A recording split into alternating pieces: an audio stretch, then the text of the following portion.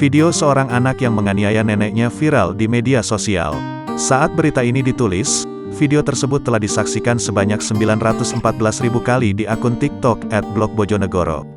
Dalam video tersebut, tampak seorang anak laki-laki berpakaian oranye menendang punggung si nenek dan mengumpat dengan makian berbahasa Jawa.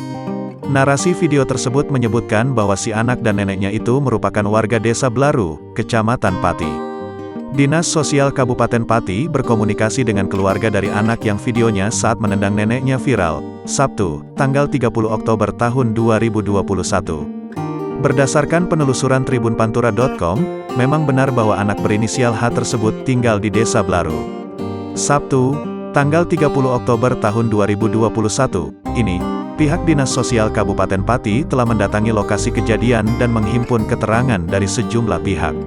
Kabid Pemberdayaan Perempuan dan Perlindungan Anak, PPPA, pada Dinsos Pati, Etik Trihartanti, mengatakan bahwa pihaknya telah berkomunikasi dengan pihak keluarga, pemerintah desa, Polsek, dan Koramil terkait permasalahan ini.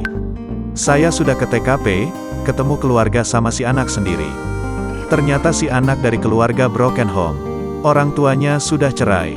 Dia cuma tinggal berdua dengan neneknya.